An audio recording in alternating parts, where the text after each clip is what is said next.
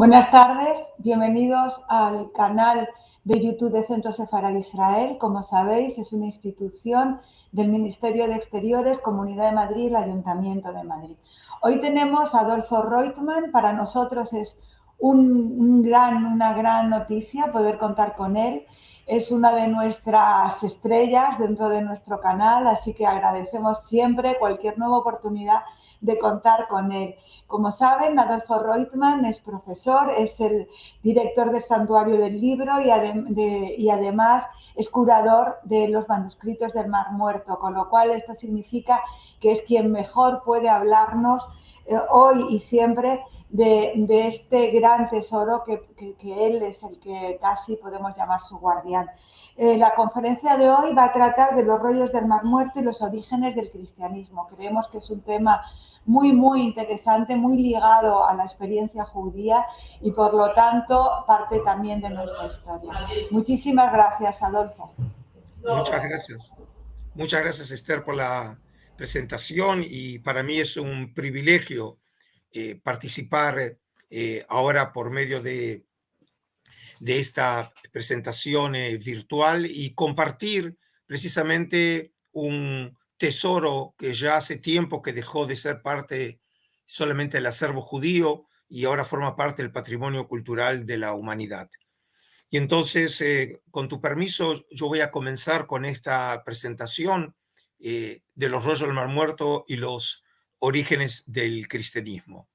Y me pareció que lo más apropiado en este caso es no suponer que los participantes de esta transmisión conocen el tema, sino me pareció que cabe aquí hacer una presentación sumaria sobre los rollos del Mar Muerto y sobre las ruinas de Qumran, de Khirbet Qumran, cosa de crear en este caso una información básica común para todos los participantes, aquellos que alguna vez hayan leído o visto conferencias sobre el tema, y otros que por primera vez descubren ahora este magnífico tema. Entonces, comencemos con esto. La zona de Qumran, que es la zona que precisamente nos va a ocupar en esta mañana, está ubicada en una región muy específica de la tierra de Israel, que es el desierto de Judea. Es uno de los lugares más secos del planeta, y específicamente este lugar llamado Qumran se encuentra en las orillas de la costa noroccidental del Mar Muerto, a unos aproximadamente 40 kilómetros al este de Jerusalén. Ahora, el nombre Qumran, a pesar de que a veces uno lo puede encontrar en mapas que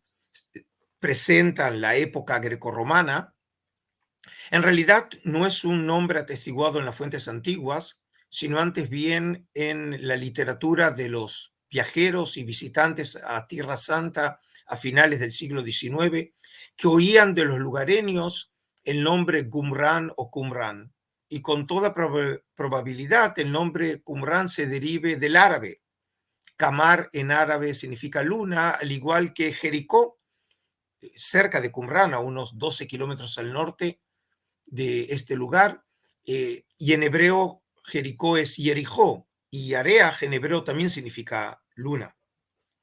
Hay que destacar también que Qumran está próximo al Mar Muerto, y el Mar Muerto es el lugar más hondo del planeta, está 400 metros por debajo del nivel del mar. Así que el lugar es un lugar muy especial, y la historia cuenta que allá para fines de 1946 o el verano de 1947, en una cueva que hoy nosotros llamamos la cueva número 1, ubicada a 1 kilómetro al norte de este lugar que mencioné y que en unos momentos presentaré más en detalle, Qumran, beduinos de la tribu de Tamire afirman que entraron en esa cueva y descubrieron unas 10 vasijas como lo que ustedes ven en la imagen. Según ellos, 8 de ellas estaban vacías. En una de ellas encontraron algo que parecía ser como tierra y finalmente encontraron en uno de los manuscritos, en uno de las vasijas, los primeros manuscritos en una vasija. Según ellos, esos manuscritos estaban envueltos con un textil y con una sustancia algo bituminosa, que por supuesto ellos no tenían idea de sus características. Y luego, en una posterior entrada, los beduinos hallaron otros 4 manuscritos. Es decir, en total podemos decir que este primer hallazgo por parte de los beduinos tuvo como resultado 7 manuscritos que para entonces ellos no sabían que habrían de ser de los más completos y mejor preservados manuscritos todavía por hallarse en las proximidades de Qumrán. Como ven aquí también en la imagen, a pesar de que la vasija precisamente más alta de forma oblonga, se la llama generalmente como la vasija de los rollos. Probablemente fue en la vasija más pequeña en donde se encontraron los manuscritos. Esta práctica nosotros lo conocemos ya en la antigüedad. Por ejemplo, en el libro del profeta Jeremías hay una escena en donde Yahvé, el Dios de Israel, le ordena a Jeremías colocar un contrato de compra de una parcela en una vasija de cerámica, precisamente porque los antiguos sabían que esa era la manera en que se habrían de preservar materiales orgánicos. Ahora, ¿qué hallaron los beduinos? Es decir, ¿qué comprendían estos primeros manuscritos? Por ejemplo, encontraron 2 copias de un mismo libro, y en este caso, ambas copias del libro de Isaías, el gran profeta de Israel. Cuando se encuentra más de una copia de un mismo libro, se acostumbra a catalogarlos siguiendo un orden alfabético, es decir, ABC. El manuscrito B de Isaías, que ustedes ven aquí una imagen, comprendía solamente la última sección del libro de Isaías, es decir, no era una versión completa de la obra, mientras que el manuscrito A de Isaías, este sí es conocido en la literatura como el gran Isaías, el gran libro de Isaías, porque comprende los 66 capítulos del libro de Isaías en su versión masorética. En una versión textual próxima, pero no idéntica a la versión que nosotros tenemos en nuestras Biblias actuales. Hay una ciencia que se llama la paleografía, es decir, la posibilidad de poder datar un manuscrito de manera relativa, no absoluta, a partir de la grafía, es decir, de la forma de las letras. Y los paleógrafos han establecido que este manuscrito probablemente es de fines del siglo II antes de nuestra era o comienzo del siglo I antes de nuestra era, es decir, aproximadamente entre los años 120 y 100 antes de nuestra era, que es la época en que los macabeos gobernaban la tierra de Israel. Aquí, por ejemplo, en esta imagen, ustedes pueden ver la escritura, obviamente en hebreo, como así está escrito el libro original de Isaías, y esta escritura nosotros la llamamos una escritura hashmonea, es decir, como el hebreo era escrito en la época de los macabeos. Las letras son bastante similares, no idénticas a las del alfabeto hebreo actual, y para un hebreo parlante realmente puede leerlo. Por ejemplo, en este caso, aquí está escrita la palabra Yerushalayim, es decir, Jerusalén, y para un hebreo parlante de hoy realmente puede leer su contenido. Ahora, pero además de 2 copias de un libro bíblico, que nosotros lo conocíamos antes del descubrimiento de los rollos del Mar Muerto, pero lo teníamos en versiones tardías de la época medieval, como es el caso del Códice de Alepo o el Códice de San Petersburgo, alguna vez llamado Códice de Leningrado, de los siglos X y XI. Además de eso, se encontraron libros que no sabíamos de su existencia hasta el descubrimiento de los rollos del Mar Muerto. Y un ejemplo de ello es en este caso llamado el apócrifo del Génesis. El apócrifo del Génesis no es una copia del libro del Génesis, el primer libro del Pentateuco de Moisés, sino que es una obra nueva, una composición desconocida hasta el descubrimiento de los rollos, escrita en arameo, que comprende, por lo menos lo que se hallaron en esa cueva número 1, entre los capítulos 5 y 10 de Génesis. Y no es el texto de Génesis que nosotros conocemos, sino que es una versión parafrástica, es decir, una versión que presenta leyendas o ampliaciones de las historias de los patriarcas que tenemos en la Biblia hebrea. Es decir, que en este caso, a diferencia de los dos manuscritos antes mencionados, que son copias antiguas de un libro que nosotros conocemos y que se encuentra en la versión canónica de la Biblia hebrea, en este caso estamos hablando de un nuevo libro que desarrolla con materiales legendarios las historias de los patriarcas, y en este caso es un aporte excepcional a la historia del exégesis o interpretación de las escrituras. Además de ello, por ejemplo, los beduinos hallaron este libro que nosotros hoy lo llamamos el comentario, o técnicamente el Pesher de Habacuc, es decir, es otro libro, nuevamente desconocido antes del descubrimiento de los rollos, por cierto, un nuevo género literario que nosotros no conocíamos, según el cual los judíos de la antigüedad, de la época grecorromana, ellos comentaban los oráculos del profeta Habacuc en términos de lo que llamamos términos sectarios, o de la manera en que los hombres detrás de estos documentos, ellos veían el mundo. A diferencia del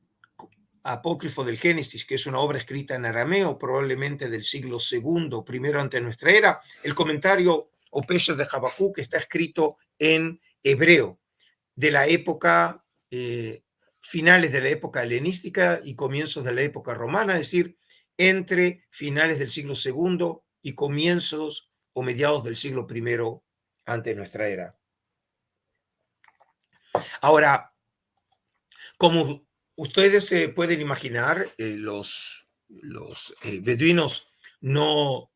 podían saber de la importancia de estos manuscritos, como dije, 7 en su totalidad, pero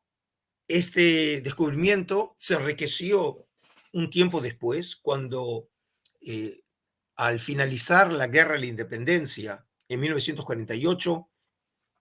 los territorios de Samaria y Judea quedaron controlados por Jordania hasta la Guerra de los 6 días en junio de 1967. Y en la época en que los jordanos controlaban el territorio de Judea, incluyendo también la región de Qumrán, en el norte de Mar Muerto, los jordanos se pusieron en comunicación con el profesor, el padre dominicano Roland de Vol, director de la Escuela Bíblica Francesa de Arqueología, llamada la École Biblique, uno de los institutos más prestigiosos en estudios bíblicos del mundo, existente hasta hoy en día en Jerusalén, muy próxima a la puerta de Damasco, en Jerusalén Oriental, con el propósito de poder ubicar esa cueva que nosotros hoy llamamos la cueva número 1. Y así sucedió que en 1949 esa cueva fue ubicada por Devaux y fue reexcavada, en este caso de una manera sistemática, y se encontraron restos de otros 70 manuscritos, pero ya no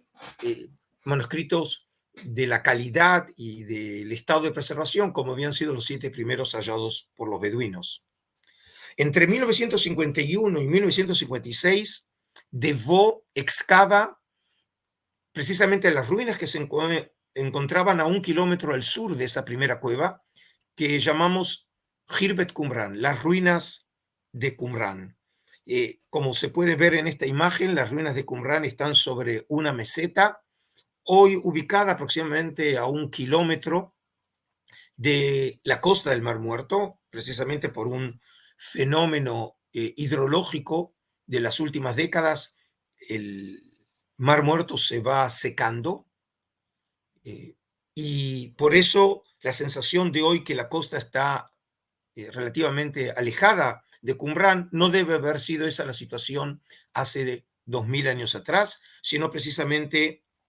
mucho más cercana. Ahora, estos edificios obviamente tienen una historia. Devaux mostró que este lugar, Qumrán, había sido alguna vez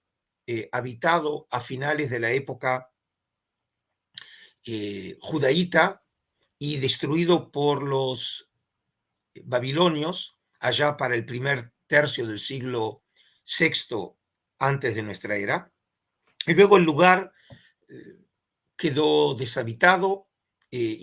hasta allá para finales del siglo II y probablemente comienzo del siglo I antes de nuestra era, en que se empieza a ver una construcción en ese lugar. Y lo que yo les voy a mostrar ahora, obviamente, es el último desarrollo de la construcción de ese lugar. Por ejemplo, aquí pueden ubicar, como ven, lo que sería el norte, a la entrada de los edificios que hoy se pueden visitar en Qumrán, los restos de una torre, probablemente una torre de observación o vigilancia, que permitía precisamente a los que estaban sobre la torre, aquí hoy solamente tenemos la parte inferior de esa torre llamada técnicamente glacis, que les permitía precisamente ver a la lontananza y para poder distinguir a personas o grupos que se acercaran a ese lugar. Luego, por ejemplo, en el centro de los edificios se encontraron unos 3 tinteros en las excavaciones llevadas a cabo por Devaux, como así también restos de unos materiales que cuando fueron reconstruidos, el resultado fue de lo que parecería ser como unas mesas y unos bancos, ¿sí? Que algunos, por ejemplo, han sugerido que probablemente habrían servido para la copia de los manuscritos que se encontraron próximos a Qumrán. Hoy la idea de los estudiosos es que probablemente hayan servido para preparar los rollos, pero no necesariamente como mesas de escriba, porque esa práctica no era conocida en la antigüedad. Aquí ven un intento a partir de las conclusiones de Devaux y de otros estudiosos de reconstruir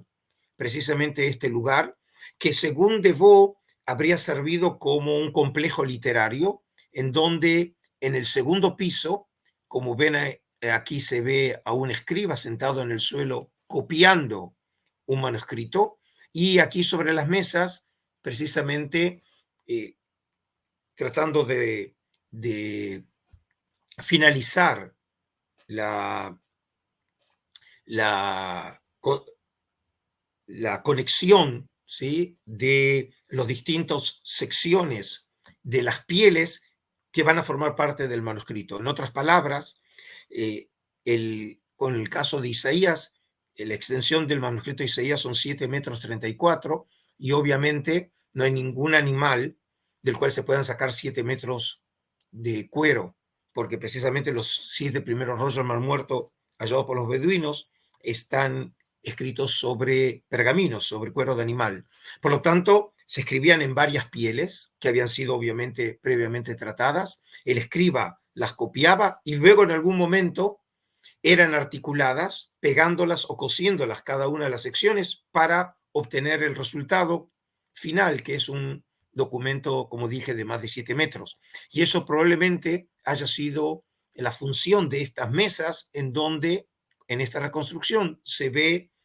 a la persona cosiendo o pegando el manuscrito.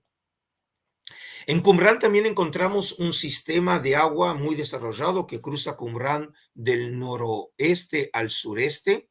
y tenemos 2 tipos de albercas. tenemos albercas cuya función era precisamente acumular el agua, porque obviamente el agua es fundamental para la supervivencia de personas en el desierto, pero por el otro lado también tenemos albercas aquí escalonadas,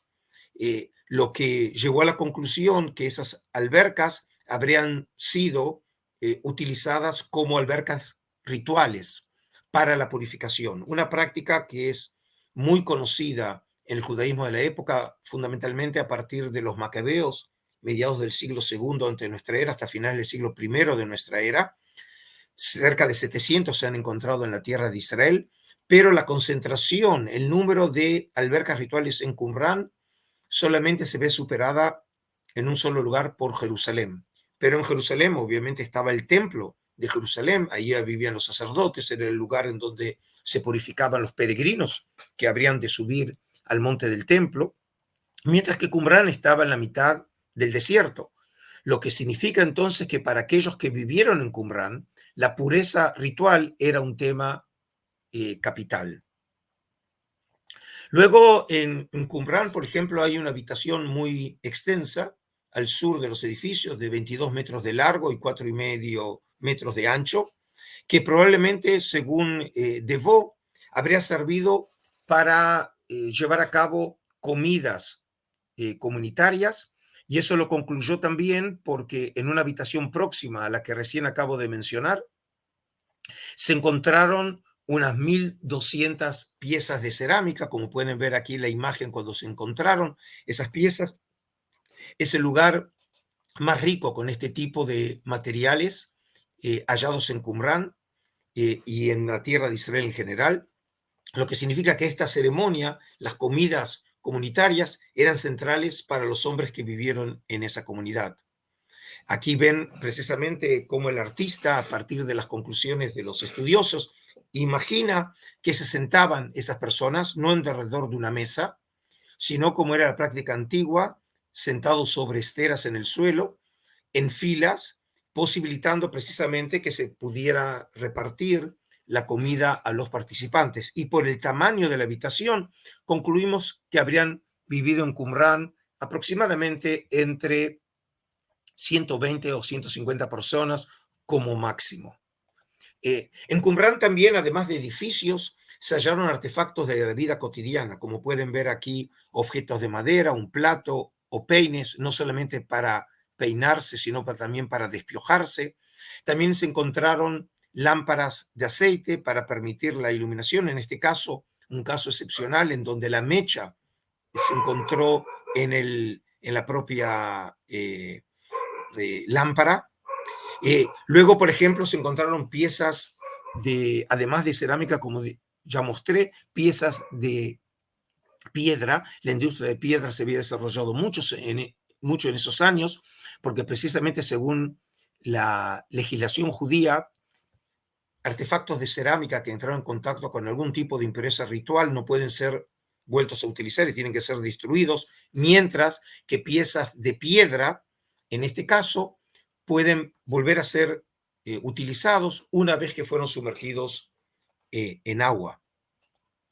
Luego encontramos otros tipos de materiales, por ejemplo, materiales de metal, como en este caso restos de una pala o hojas de hoces para cegar algún tipo de cultivo, probablemente cebada. Aquí tenemos restos de una tijera para esquilar, restos de una estera. Aquí tenemos restos de lo que parecería haber servido, son dátiles quemados que habrían servido para la producción de miel o de vino, una industria que nosotros conocemos que estaba muy desarrollada en la cuenca del Mar Muerto. En Qumran, por ejemplo, se encontró un enorme cementerio, aproximadamente de unas 1.300 tumbas, que solamente un número muy reducido,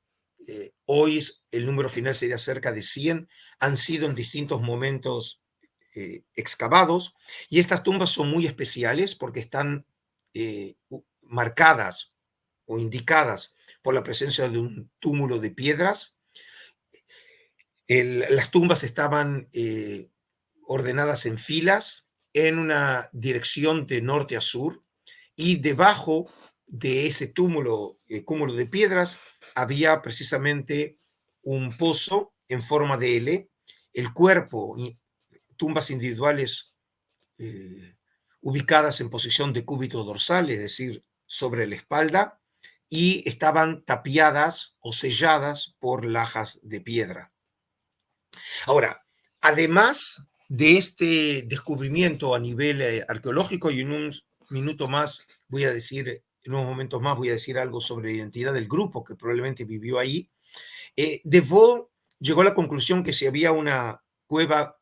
con manuscritos, probablemente en otras cuevas próximas a Qumran también se podrían encontrar otros hallazgos de manuscritos, y esta conclusión también fue alcanzada por los beduinos. Es decir, comenzó de alguna manera una carrera alocada entre beduinos y arqueólogos, quién llega antes a encontrar los rollos del Mar Muerto. Y por rara paradoja, las mejores cuevas fueron halladas por los beduinos, la cueva número 1, la número 4 y la número 11. La número 4, que se encuentra frente a los edificios de Qumran, es digna de señalar porque solamente en esta cueva se encontraron 16.000 fragmentos de manuscritos. Ya no se encontraron aquí documentos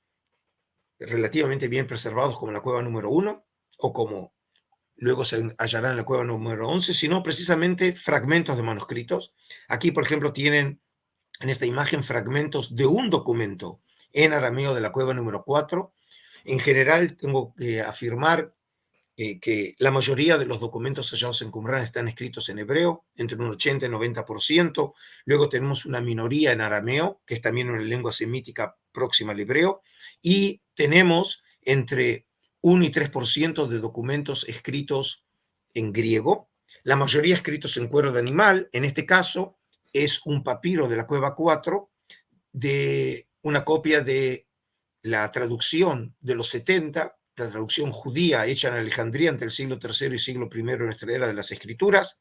en este caso específico, el manuscrito A del libro de Levítico. Ahora, hay un manuscrito excepcional entre los rollos del Mar Muerto, que es en la cueva número 3.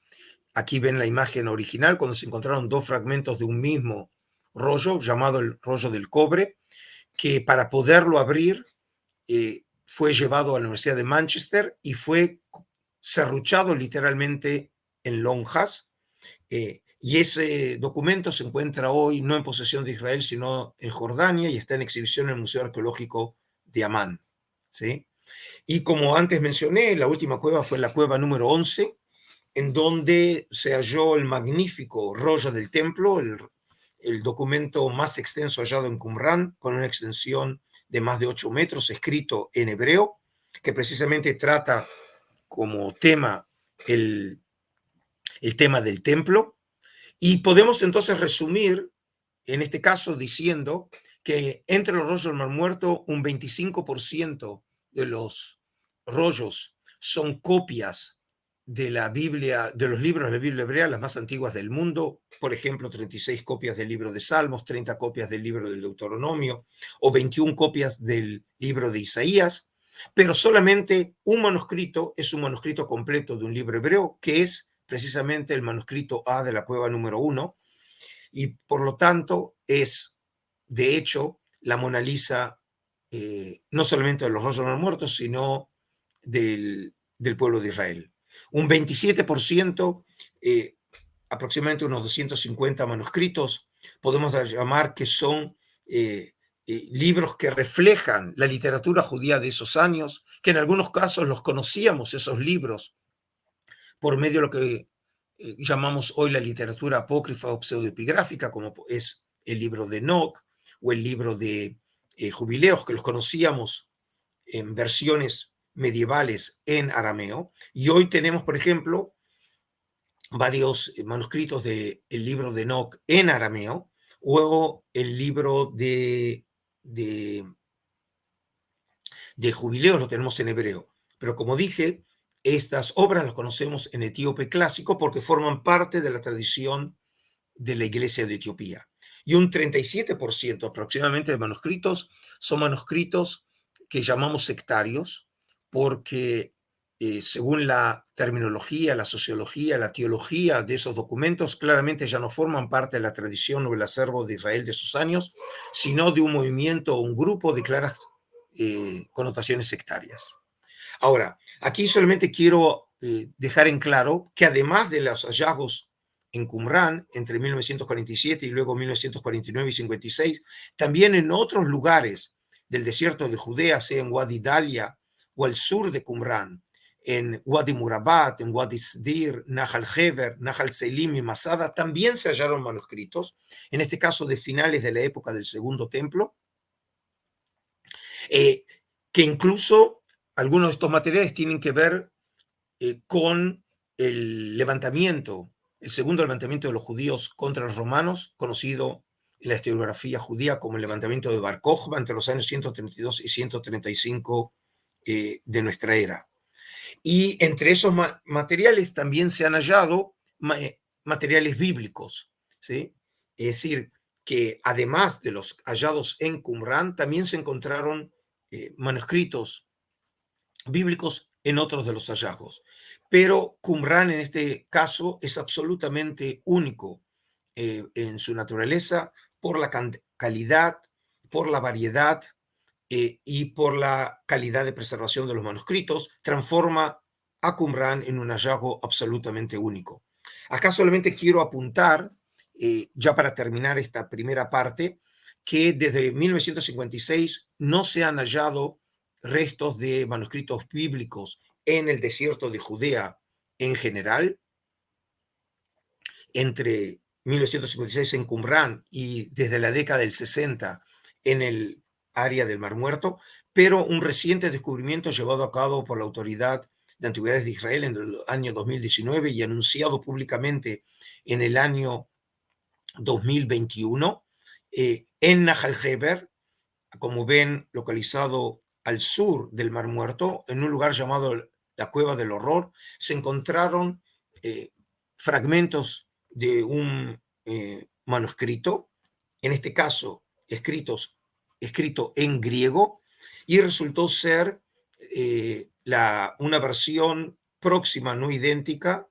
a la versión de los 70, es decir, la traducción al griego de los libros de Nahum y de Zacarías, es decir, que forman parte de lo que llamamos los profetas menores, los 12 profetas menores. Y acá tienen, por ejemplo, después de la reconstrucción hecha en los laboratorios de la Autoridad de Antigüedades de Israel, una sección de Zacarías, capítulo 8, versículos 16 y 17, pero según la versión, como dije, de los 70. ¿Sí? Ahora, la gran pregunta que obviamente nos interesa es quiénes fueron estos hombres que vivieron ahí. Y sin entrar en pruritos académicos, puedo decir que desde el descubrimiento hasta nuestros días, y este año estamos celebrando, y más precisamente este mes, el 75 aniversario de los rollos del Mar Muerto, la enorme mayoría de los investigadores cree que los hombres y probablemente una comunidad que vivió en Qumrán habrían estado relacionados de alguna manera u otra con los esenios. Y aquí quiero leerles una fuente muy importante que siempre aparece en todas las discusiones académicas sobre la identidad de los hombres detrás del rollo del Mar Muerto, que es el testimonio que aparece en la obra del gran geógrafo romano Plinio el Viejo, contemporáneo del historiador judío Flavio Josefo, segunda mitad del siglo I de nuestra era,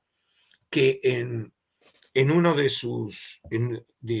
un párrafo de su obra monumental, Historia Natural, escribió lo siguiente: al oeste, es decir, en el contexto es del Mar Muerto, los esenios se mantienen apartados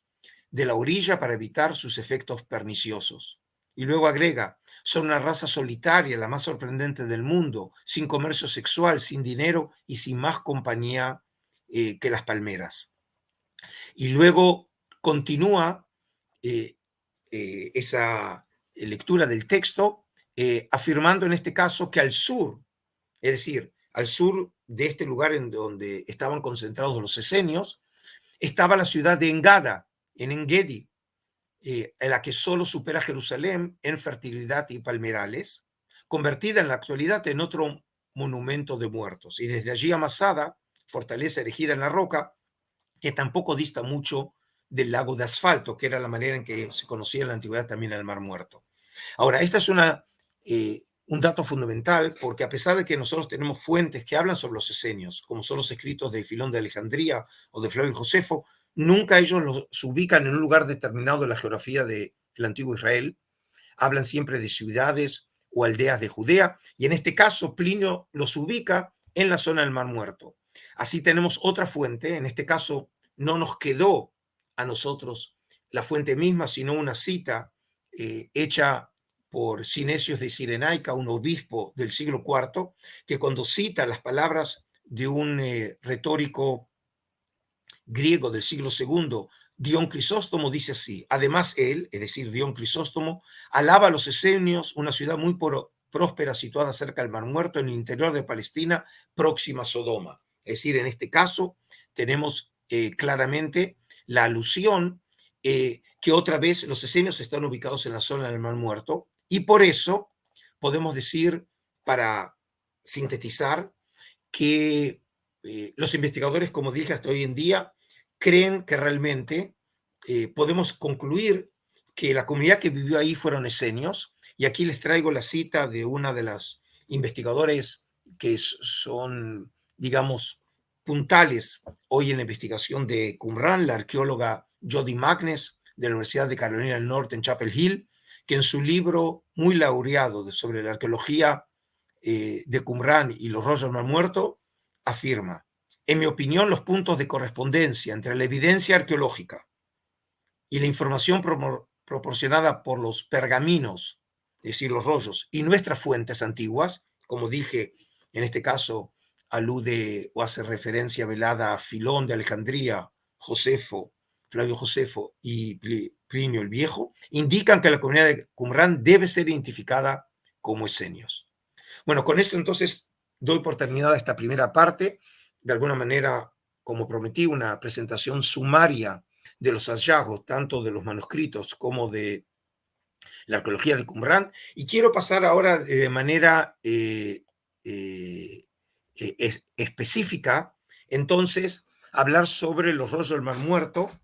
sobre Qumran y los orígenes del cristianismo. Y cuando nosotros hablamos, en este caso, de los orígenes del cristianismo, la figura que obviamente siempre se menciona, a pesar de que obviamente era un judío, no un cristiano, es la figura de Juan Bautista.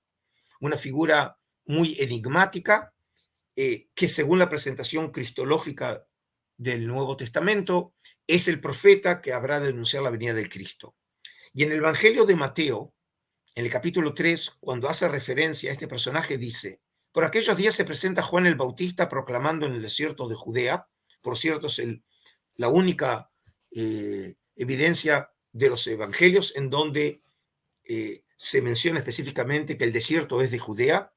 Dice así: conviértanse porque ha llegado el reino de los cielos. Es decir, el texto nos da a entender que era un profeta que veía ya muy cerca el final de los tiempos, y el final de los tiempos no era algo que habría de suceder en el futuro lejano, sino en el cercano. Y luego el Evangelio agrega: este es de quien habló el profeta Isaías cuando dice: voz del que clama en el desierto, preparen el camino del Señor, enderece sus sendas. Y aquí utiliza, como es propio de los judíos, lo que llamamos técnicamente un texto prueba, es decir, que Juan el Bautista, de hecho, con él se habían cumplido las escrituras, es decir, lo que había anunciado el profeta Isaías, que el profeta vivió hace 2800 años, y por lo tanto, lo que había anunciado, según ellos, ese profeta, ahora se cumplía en la figura de Juan el Bautista, que era aquel que estaba proclamando el mensaje de salvación precisamente en el desierto. Y en este caso quiero precisamente traer a colación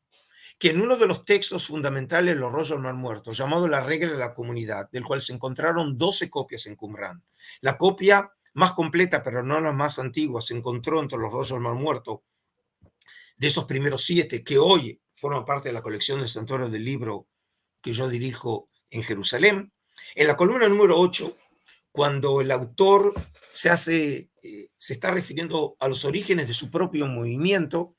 él comentó así: y cuando estos existan como comunidad de Israel, según estas disposiciones, se separarán de en medio de la residencia de los hombres de iniquidad, probablemente una referencia velada a Jerusalén, porque sabemos de en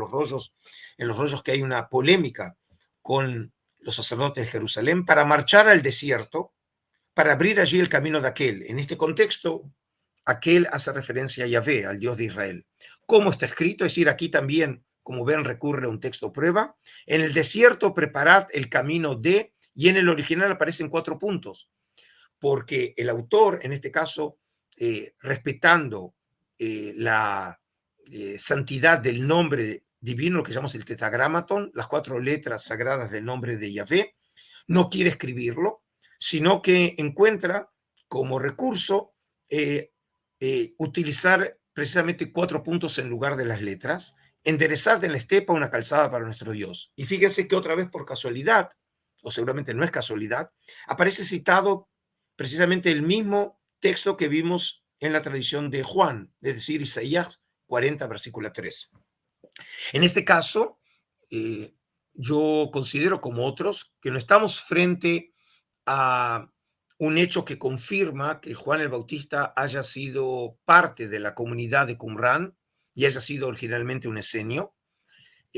pero por lo menos sí que estamos frente a una tradición textual común en donde 2 movimientos de una clara tendencia escatológica, es decir, tanto la comunidad del Mar Muerto, probablemente un grupo radical de los esenios, y el movimiento encabezado por Juan el Bautista, consideraban que el final de los tiempos estaba próximo, y por lo tanto la ida al desierto era fundamental, porque allí es donde ellos darían el mensaje de salvación. La comunidad del Mar Muerto se encuentra en el desierto, en este caso Juan el Bautista se encuentra en el desierto. Es decir, que en este caso los testimonios textuales hablarían de algún tipo de relación ideológica entre estos movimientos,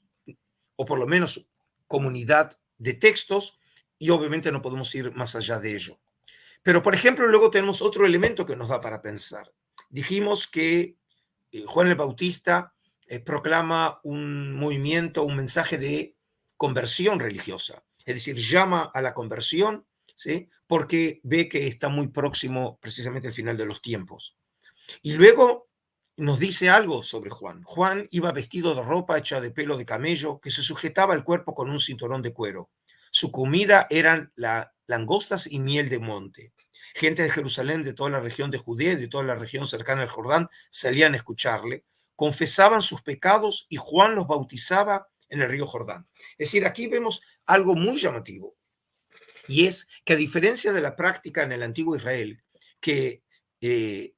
los pecados podían ser solamente condonados luego de que se llevara a cabo un sacrificio en el templo de Jerusalén, aquí se habla de la confesión de los pecados y que Juan los bautizaba precisamente suponiendo que esa confesión de los pecados, ese retorno a la vida correcta según la voluntad de Yahvé,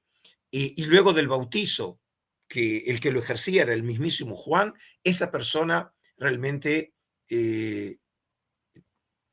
sus pecados entonces dejaban de tener, en este caso, efecto. Y es interesante que esta teología acerca de la relación entre la confesión de los pecados, el retorno a la vida correcta y la condonación de los pecados, esta teología también aparece en los rollos del Mar Muerto. Por ejemplo, otra vez en la regla de la comunidad nos dice: y todo el que rehúse entrar en la alianza de Dios para marchar en la obstinación de su corazón, no entrará en la comunidad de su verdad. No será justificado mientras siga la obstinación de su corazón, pues mira las tinieblas como los caminos de la luz. En la fuente de los perfectos él no será contado. No quedará limpio por las expiaciones, ni será purificado por las aguas lustrales, ni será santificado por los mares o ríos, ni será purificado por toda el agua de las abluciones. Impuro, impuro será todos los días que rechace los preceptos de Dios sin dejarse instruir por la comunidad de su consejo. porque por el espíritu del consejo y verdadero sobre los caminos del hombre son expiadas todas sus iniquidades para que pueda contemplar la luz de la vida. Y por el espíritu de santidad que le une a su verdad es purificado de todas sus iniquidades. Y por el espíritu de rectitud y de humildad su pecado es expiado. Y por la sumisión de su alma a todas las leyes de Dios es purificada su carne al ser rociada con aguas lustrales y ser santificada con las aguas de contrición. Es decir, que la misma relación que se ve en la teología de Juan, por lo menos según los evangelios, que la única manera de que la purificación lustral por medio de las aguas sea efectiva es que previamente la persona se convirtiera y retornara al camino de Dios. También la teología de los rostros de los muertos supone algo parecido. En consecuencia, entonces, podemos decir que podemos ver algunos elementos en la teología y en la acción de Juan el Bautista que nos recuerda en algo precisamente la teología de la comunidad del Mar Muerto, sin con eso afirmar que Juan el Bautista haya sido un qumranita, mientras que algunos sugieren que alguna vez puede haber pertenecido o querido pertenecer a ese movimiento, pero no en el momento que lo encontramos en los evangelios. Y ahora entonces quiero pasar rápidamente a la figura de Jesús. Mucho se ha hablado precisamente sobre Jesús el Esenio, hay muchos libros, muchos videos que hablan sobre eso, pero yo voy a tratar muy sintéticamente de proponer que a pesar de que podemos encontrar algunos elementos en los rollos del Mar Muerto que iluminan algunas doctrinas o ideas de Jesús, yo estoy convencido de que Jesús se opuso precisamente a la comunidad de Qumran. Y un texto en este sentido es el que les quiero mostrar aquí, que es una sección muy conocida, muy famosa del Sermón de la Montaña en la versión de Mateo 5, en donde el texto dice y pone en boca de Jesús: han oído que se dijo, amarás a tu prójimo y odiarás a tu enemigo. Pues yo les digo, amen a sus enemigos y rueguen por los que los persiguen. Ahora, este texto es un texto muy interesante porque, por un lado, Jesús alude a una tradición de las Escrituras que nosotros lo conocemos. Amarás a tu prójimo es una cita de Levítico 19. Y continúa el texto: amarás a tu prójimo como a ti mismo. Pero él luego afirma algo que no aparece en ningún texto judío antiguo, que ellos han oído, no solamente que amarás a tu prójimo, sino también que odiarás a tu enemigo, que, como dije, no aparece en ningún texto. Y precisamente utilizando estas dos afirmaciones, que parecería ser que eran vox populi, que todos conocían, Jesús entonces afirma aquí y promueve su propia interpretación, según la cual él afirmaba: amen a sus enemigos. Es decir, que obviamente se opone a esta idea que algunos precisamente afirmaban de odiar al enemigo. Ahora, la pregunta es, ¿a qué cosa estaba haciendo referencia Jesús? Si no tenemos ningún texto que hable de odiar al enemigo, precisamente qué era lo que él y su público conocían. Y en este caso, precisamente los rollos del Mar Muerto nos dan una respuesta a esta pregunta, cuando en la Regla de la Comunidad, aludiendo a la ceremonia en que se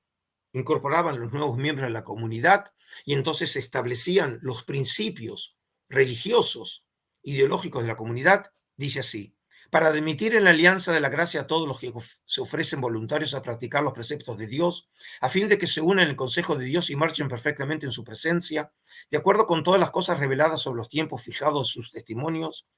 para amar a todos los hijos de la luz, cada uno según su lote en el plan de Dios, y odiar a todos los hijos de las tinieblas, cada uno según su culpa en la venganza de Dios. Es decir, en la teología de los rollos del Mar Muerto precisamente se habla de una manera clara, expresa, de odiar a los enemigos. Y por lo tanto se puede suponer que Jesús en este caso estaría aludiendo a la teología de los qumranitas o de una teología probablemente de otro grupo que también seguía estas mismas líneas de pensamiento, pero como vemos claramente, Jesús se opuso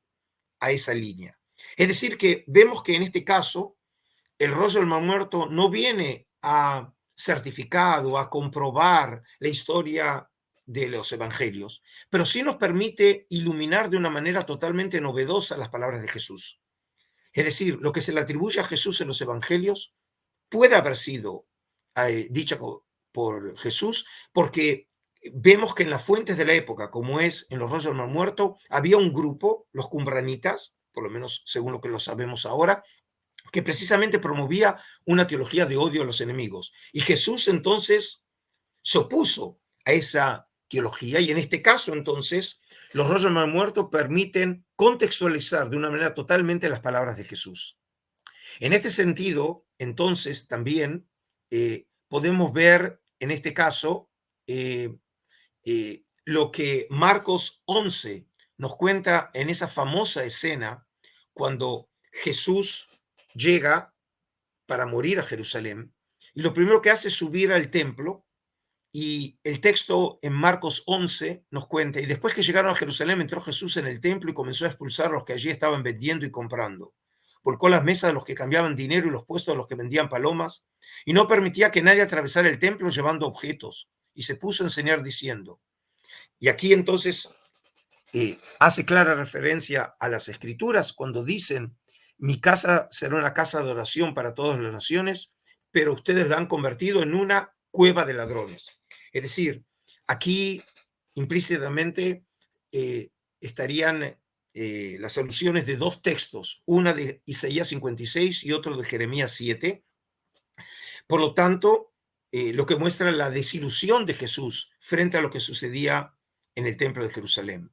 Pero no solamente eso, sino que también en Marcos se nos cuenta que Jesús ya veía que realmente el final del templo de Jerusalén estaba cercano, como nos cuenta en Marcos 13. Al salir Jesús del templo, uno de sus discípulos le dijo, Maestro, mira qué piedras y qué edificios. Y Jesús le contestó, ¿ves esos grandes edificios? Pues no va a quedar de ellos piedra sobre piedra, es decir, todo será destruido. Y esta misma idea, que el templo de Jerusalén será destruido, también aparece en el contexto, en este caso de Marcos 14, cuando se lo juzga en un juicio sumario a Jesús en lo del sumo sacerdote. Y según el texto, aparecieron unos falsos testigos diciendo, nosotros le hemos oído decir, yo voy a destruir este templo construido por los hombres y en 3 días levantaré otro no construido por los hombres. Es decir, probablemente, como creo humildemente y otros afirman, que probablemente esta afirmación hecha por los testigos falsos puede haber sido formulada por el Jesús de la historia. A pesar de que se dice aquí que es un testimonio falso, como lo vemos, por ejemplo, en la tradición del Evangelio de Juan, que es un texto paralelo aquí al de Marcos 14, esta tradición. Pero el texto originalmente, la intención de Jesús originalmente, no era que él lo iba a destruir, sino en realidad él hablaba en boca del Dios creador, y probablemente lo que él debe haber querido decir, y no necesariamente lo que todos entendieron, es que Dios habría de destruir el templo y se habría de ser reconstruido por los hombres, ¿sí? Y esta idea, precisamente, la vemos reflejada también en los rollos del Mar Muerto. Por ejemplo, en un texto que antes yo ya mencioné, el rollo del templo, hallado en 1956 en la cueva número 11, en boca de Yahvé se hace una referencia al templo escatológico, cuando dice, Yahvé, ellos serán para mí un pueblo y yo seré para ellos por siempre y los estableceré para siempre jamás. Santificaré mi templo con mi gloria, pues haré morar sobre él mi gloria hasta el día de la creación. Cuando cree mi templo, estableciéndolo para mí por siempre según la alianza que hice con Jacob en Betel. Es decir, Dios habrá de crear un templo. Y de aquí probablemente vemos que otra vez este texto del Mar Muerto ilumina la intención original de las palabras de Jesús, cuando habría aludido a lo que Yahvé haría en el final de los tiempos. Ahora, si ahora saltamos otra etapa de el comienzo de lo que llamamos la Iglesia de Jerusalén, tenemos ese famoso texto en Hechos de los Apóstoles capítulo 2, en el que se le revela en el día de Pentecostés el Espíritu Santo a esos seguidores de Jesús. Y al llegar el día de Pentecostés estaban todos reunidos en un mismo lugar y de repente vino del cielo un ruido como el de una ráfaga de viento impetuoso que llenó toda la casa en la que se encontraban. ¿sí? Y ellos se vieron llenos del Espíritu Santo. Ahora, esto es interesante porque esto estaría asociado a un ritual que lo conocemos del Mar Muerto, en donde en la regla de la comunidad, que antes leímos, ahora en la columna número 2, había, dijimos, una ceremonia de aceptación de los nuevos miembros y de ratificación del pacto para aquellos que ya eran miembros viejos de este movimiento. Y se hablaba de un ritual en donde los sacerdotes bendicirán a todos los hombres del lote de Dios y luego los levitas maldicirán a todos los hombres del lote de Belial. Belial es uno de los nombres para el Satán. ¿Y por qué aludo a esta ceremonia? Porque según otro texto que tenemos en los rollos del Mar Muerto,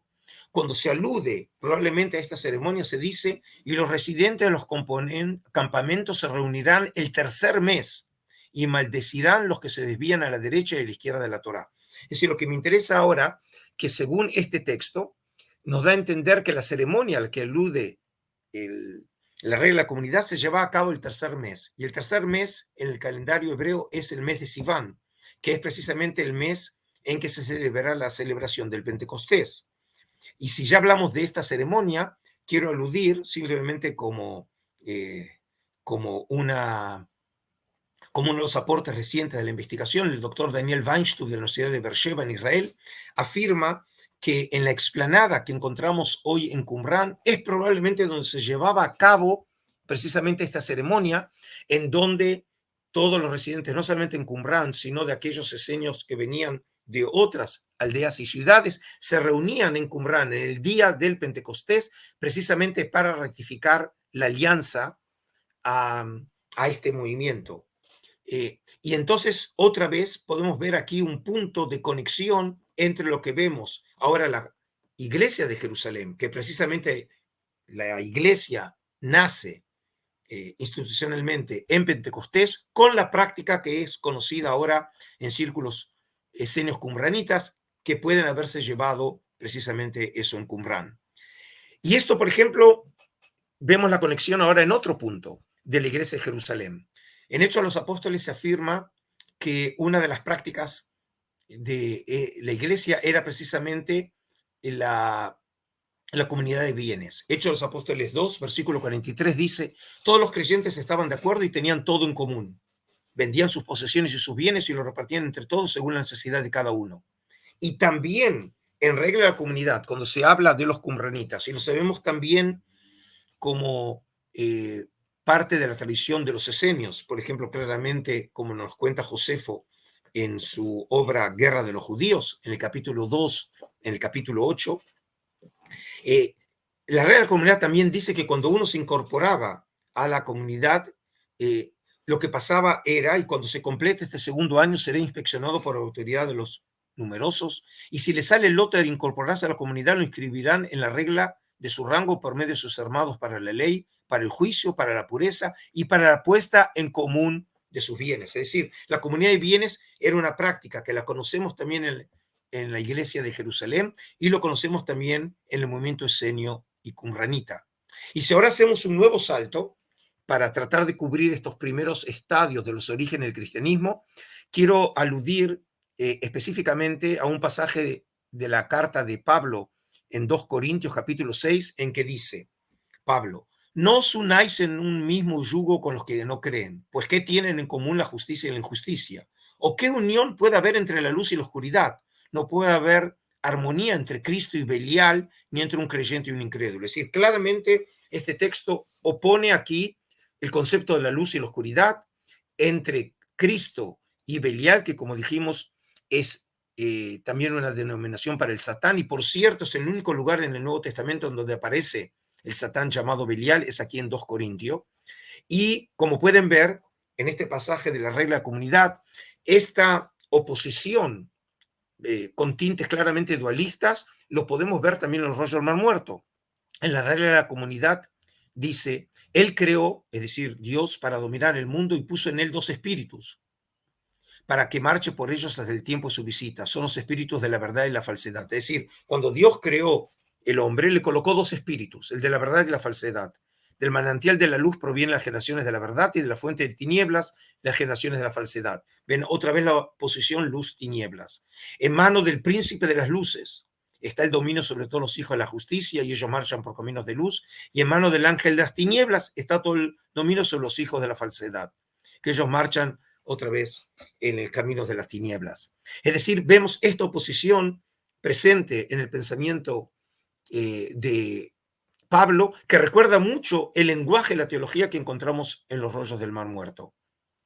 Y luego también tenemos otra idea que aparece en ese pasaje de 2 Corintios. No puede haber nada en común entre el templo de Dios y los ídolos, porque nosotros somos el templo de Dios viviente. Es decir, aquí tenemos una teología en Pablo en donde él ve a los seguidores del Cristo resucitado, precisamente a la iglesia no como un edificio, sino como una comunidad. Y esa comunidad en realidad es un templo espiritual, es un templo del Dios viviente. Y por cierto, esta misma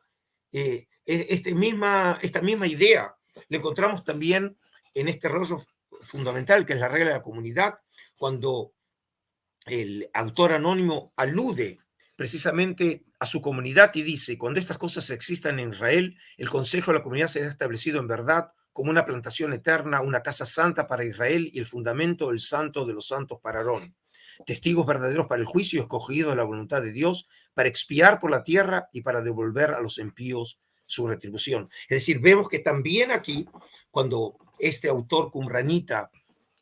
habla de su comunidad, utiliza elementos propios del mundo de la liturgia del templo. Y de aquí la conclusión de los investigadores, que también en Qumran se había desarrollado el concepto de templo espiritual. Y por último, simplemente ya llegando a fines del siglo I en el Evangelio de Juan, en donde claramente en la teología juánica hay una oposición de los temas de luz y sombra, por ejemplo, Juan 3, y el juicio está en que la luz vino al mundo y los hombres amaron más las tinieblas que la luz porque sus obras eran malas. Obviamente recuerda el tema de luz y tinieblas que encontramos nosotros en los rollos del Mar Muerto. Es decir, ¿cuál es la conclusión? Muy rápidamente. Nosotros podemos ver que los rollos del Mar Muerto iluminan prácticas, ideas, expresiones, teologías que encontramos nosotros en los orígenes del cristianismo, en el movimiento de Juan el Bautista, de Jesús, la iglesia de Jerusalén y de Pablo. En ningún lugar de los rollos del Muerto se hace una referencia a Jesús, a Juan el Bautista y Pablo.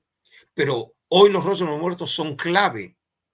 para recontextualizar los orígenes del cristianismo en el contexto de Judea del siglo I de nuestra era. Y en ese sentido, por eso podemos decir que los rollos del Mar Muerto, a pesar de que no hacen ninguna referencia a la iglesia, los rollos obviamente fueron escritos antes de que empezara a desarrollarse la literatura neotestamentaria y cristiana. De todas maneras se han transformado en clave para iluminar los orígenes del cristianismo. Y por último, para finalizar esta presentación, y vuelvo a agradecer otra vez a la Casa Safarat de haberme abierto sus puertas y por medio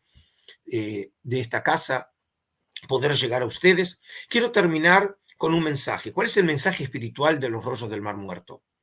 Aquí podemos ver algunas de las figuras señeras que durante años han publicado y han estudiado los rollos del Mar Muerto. Y en este caso, desde el profesor James Chatsworth, hoy profesor emérito del Seminario Teológico de Princeton, o los fallecidos profesor Joseph Fitzmyer de la Universidad Católica de Washington, un sacerdote jesuita, o como dijimos, el padre dominicano Roland Devaux, por ejemplo, a judíos como el profesor Loren Schiffman, profesor de la Universidad de New York, o el fallecido Joseph Baumgarten, o el profesor tan afamado de España, el qumranólogo Florentino García Martínez, de quien precisamente de su obra Textos de Qumran, de ediciones Trota, pude citar en esta presentación. ¿Qué vemos? Simplemente conociendo en este caso a los estudiosos, algunos de los tantos estudiosos que estudian los rollos, que los rollos han promovido el diálogo interconfesional. Y es un hecho que los congresos de los rollos del Mar Muerto se encuentran judíos, católicos, protestantes, agnósticos, que todos tienen un interés común, que es conocer esta literatura para entender, en este caso, los orígenes del cristianismo y, en última instancia, junto con el judaísmo histórico, los orígenes de Occidente. Pero aquí quiero aludir a algo que me parece muy interesante. En el año 1993 sucede un hecho histórico, que es cuando se establecen las relaciones diplomáticas entre la Santa Sede y el Estado de Israel. Y este hecho, de claro corte político, se vio acompañado por algo de corte espiritual, museológico incluso, porque a pedido de la Santa Sede, los rollos del Mar Muerto llegaron a Roma y estuvieron expuestos en una sala próxima a la Capilla Sixtina en julio de 1994. Y esto precisamente era por voluntad del Vaticano para señalar que los rollos del Mar Muerto vienen de una época en donde todavía no había un judaísmo rabínico y todavía no había un cristianismo. Era un judaísmo en donde existían grupos como los fariseos, los saduceos, los esenios, los cumranitas, el movimiento de Juan el Bautista, el movimiento de Jesús, la iglesia de Jerusalén, pero todavía no hay cristianismo. Y en ese sentido, entonces, los rollos del Mar Muerto iluminan ese periodo pre-cristiano y pre-rabínico que precisamente nos recuerda, en este caso, cuánto de común tienen judíos y cristianos. Y para terminar, entonces, quiero terminar con mi institución, el Santuario del Libro en el Museo de Israel en Jerusalén, en donde se encuentran los mundialmente famosos rollos del Mar Muerto, y en el centro del edificio se encuentra aquí hoy una copia, una réplica del famosísimo rollo de Isaías, el manuscrito A, ¿se acuerdan? La versión completa de Isaías. Pero nosotros tenemos obviamente el original,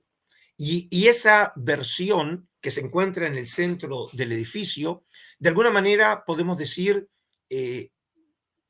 promueve este diálogo y este encuentro entre judíos y cristianos y en general entre hombres de buena voluntad. Prueba de ello es que es un lugar tan visitado como sucedió en enero 2020, cuando en el término de 48 horas yo recibí en el Santuario del Libro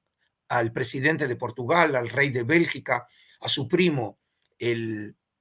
príncipe Luxemburgo, y en ese entonces el príncipe Carlos, y hoy Carlos III, el rey de Inglaterra. Es decir, el lugar es un lugar de encuentro, encuentro de civilizaciones, encuentro de religiones, encuentro en última instancia de hombres. Y por eso, por ejemplo, en el año 2011, el Santuario del Libro fue el primero en el mundo en que posibilitó al mundo compartir los rollos del Mar Muerto, y no solamente para los privilegiados que pudieran venir a Israel y ver los originales. Y si ustedes luego quieren llegar a este link, que es del Museo de Israel, y llegan a los rollos del Mar Muerto online, podrán ver los rollos del Mar Muerto, 5 de los 8 que tenemos en nuestra colección, en una calidad de 1200 megapíxeles. Y de esta manera, realmente, por medio de Google, pudimos universalizar los rollos del Mar Muerto y llevar el mensaje de los rollos a toda la humanidad. Y por eso, en este caso, creo que vale a cuento terminar este encuentro, suponiendo que muchos de los que me están viendo no son judíos, sean cristianos, sean musulmanes o simplemente personas de buena voluntad que quieren conocer sobre los rollos del muerto. Y creo que el mensaje de Isaías del capítulo 2, que está en los rollos del Mar Muerto, sigue teniendo plena vigencia hoy en día. Y así dijo el profeta hace 2800 años. Lo que vio Isaías, hijo de Amós, acerca de Judá y de Jerusalén. Acontecerá que al final de los tiempos será confirmado el monte de la casa de Yahvé como cabeza de los montes, será exaltado sobre los collados y correrán a él todas las naciones. Vendrán muchos pueblos y dirán, venid, subamos al monte de Yahvé, a la casa del Dios de Jacob. Él nos enseñará sus caminos y caminaremos por sus sendas, porque de Sión saldrá la ley y obviamente de Sión saldrá también la palabra de Yahvé. Es decir, estamos frente a un mensaje de universalidad, un mensaje de encuentro, y creo que precisamente en tiempos tan difíciles, donde en estos mismos momentos se está llevando en pleno corazón de Europa una guerra, creo que todos tenemos que recordar este mensaje del profeta Isaías, que se encuentra en el rollo de Isaías, hallado en Qumrán, en exhibición en el Santuario del Libro, y que forma parte de la tradición cultural de Occidente. Muchísimas gracias y espero que haya sido de ustedes un gusto y un disfrute esta presentación. Muchísimas gracias, Adolfo Reutemann, director del Santuario del Libro Museo de los Rollos del Mar Muerto del Museo de Israel. Ha sido un placer escuchar esta magnífica conferencia y ver todo lo que une, ¿no?, a ambas religiones a través de estos rollos. Así que, de nuevo, muchísimas gracias, Adolfo Reutemann, por esta charla y esperamos poder volver a verte pronto en el canal de YouTube del Centro Sefarat Israel. Muchas gracias. Gracias, Israel. Mis saludos desde Israel.